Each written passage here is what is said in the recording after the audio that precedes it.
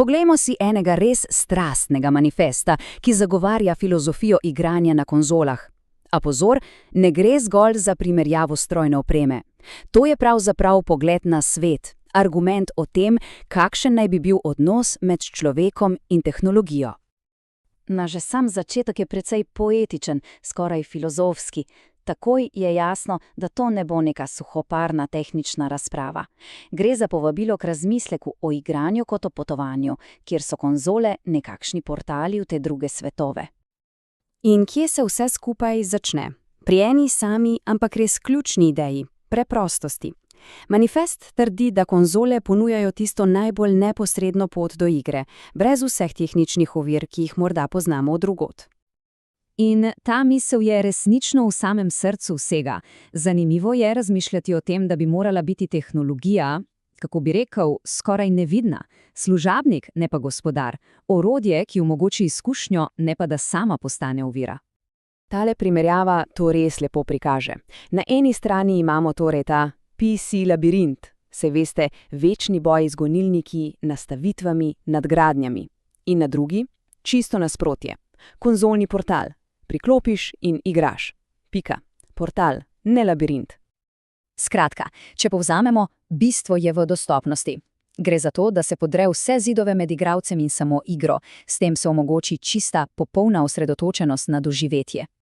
Ampak, veste kaj, ne gre samo za preprostost. Manifest gre še korak dlje in govori o stabilnosti, pa tudi o vrednoti za denar. Poglejmo si te ekonomske in dolgoročne argumente.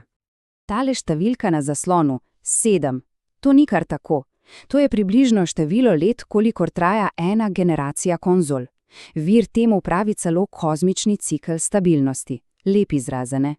To je obljuba, da bo naprava zvesti sopotnik skozi čas. In ta stabilnost temelji na nekaj ključnih stebrih.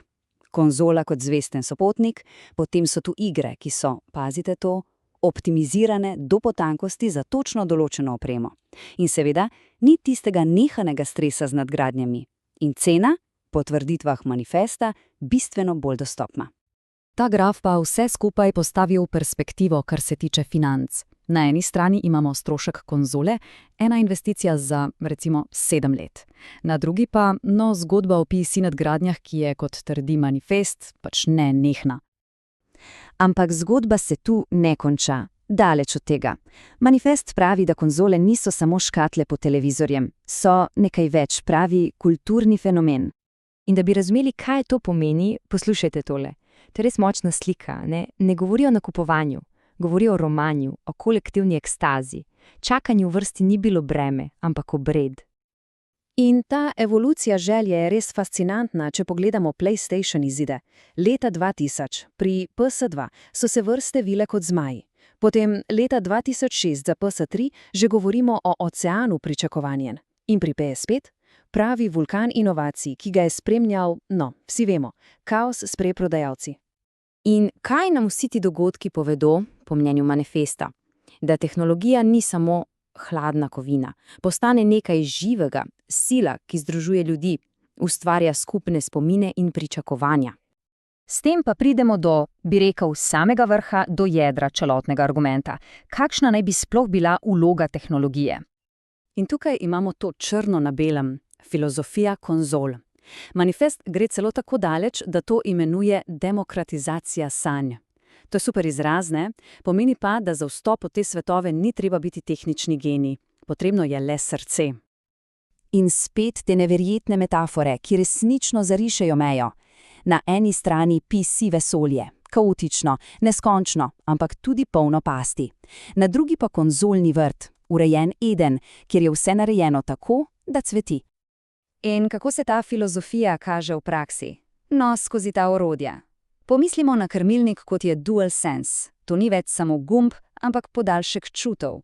Pomislimo na ekskluzivne igre, to so kurirane vizije. Vse je usmerjeno v to, da je igranje, družabno, človeško. In končna lekcija vsega tega. Ena sama beseda. Prisotnost. Manj ukvarjanja z nastavitvami, manj tehničnih skrbi in več časa, da se preprosto potopiš v potovanje. Da si tam. In tale zadnji citat resnično zaokroži vse. Konzole niso samo naprave, so dirigenti, ki v kaosu tehnologije ustvarjajo harmonijo za igralca. Res lep zaključek argumenta. In tako nas ta razmislek pusti z enim resnim vprašanjem. Kaj je v resnici ideal? Popolna, morda kaotična svoboda ali pa popolna, skrbno vodena osredotočenost? Odgovor na to vprašanje bo morda res krojil prihodnost.